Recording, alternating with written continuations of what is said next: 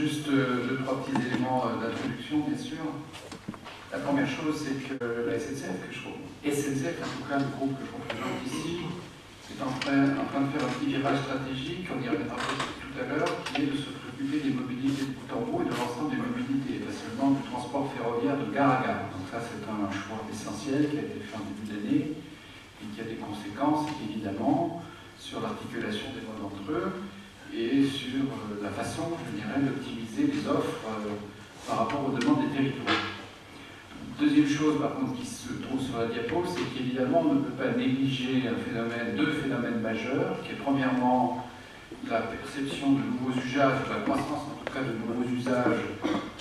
Édouard en dira deux, trois mots, évidemment, avec le covoiturage, l'autopartage, le partager d'une manière générale, qui est quand même un phénomène qui, au-delà du foisonnement récent, est en train de se structurer, de s'industrialiser et d'être pris au sérieux, entre guillemets, par des acteurs industriels.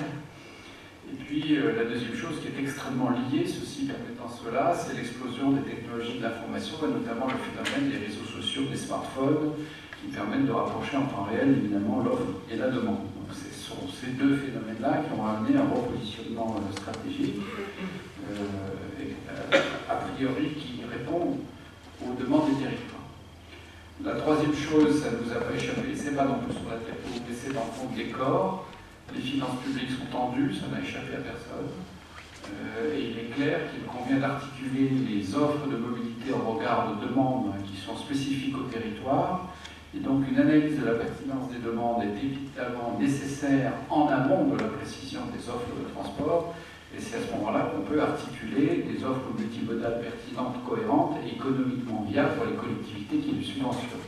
Il procède finalement d'une certaine logique systémique pour que les territoires se développent. C'est-à-dire que la richesse des territoires, elle est effectivement liée à une articulation intelligente des réseaux très structurants qui sont des réseaux longue distance. Enfin, le projet de Bretagne DGV, on a évidemment l'illustration de ce point de vue-là. Et puis, si je fais des descentes d'échelle au niveau des territoires, on va trouver le réseau régional, et puis les transports urbains d'agglomération, bien sûr. Et puis celui qui agite beaucoup les esprits en ce moment, qui est les réseaux capillaires pour les territoires diffus ou les territoires enclavés, qui ne sont pas forcément bien desservis par les transports collectifs classiques, mais qui ont besoin de réponses adaptées à leur spécificité géographique et humaine.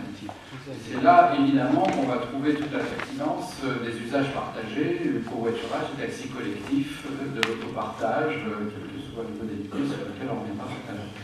Il y en a que je dois citer très rapidement aussi, c'est les réseaux numériques, qui sont en train, là aussi, d'émerger dans le paysage, parce qu'on se rend compte que la fuite en avant de la mobilité, que ce soit pour des raisons économiques ou énergétiques d'ailleurs, n'est pas la solution à terme, et qu'il y a surtout des alternatives à développer. C'est plus vrai dans les métropoles qui sont saturées ou congestionnées et qui ont besoin d'alléger finalement la mobilité physique, mais on sent bien qu'on est à l'aube quand même d'un développement du télétravail, des télécentres, de la téléprésence, des tiers-lieux, etc. Toutes sortes de choses qui sont des alternatives à la mobilité physique. Et puis, dernière remarque, ça me semble fondamental, notamment pour la Bretagne. En général, la richesse des territoires, elle est la conjonction de lieux importants pour les gens, qui sont des lieux de résidence, des lieux de travail et des lieux de consommation.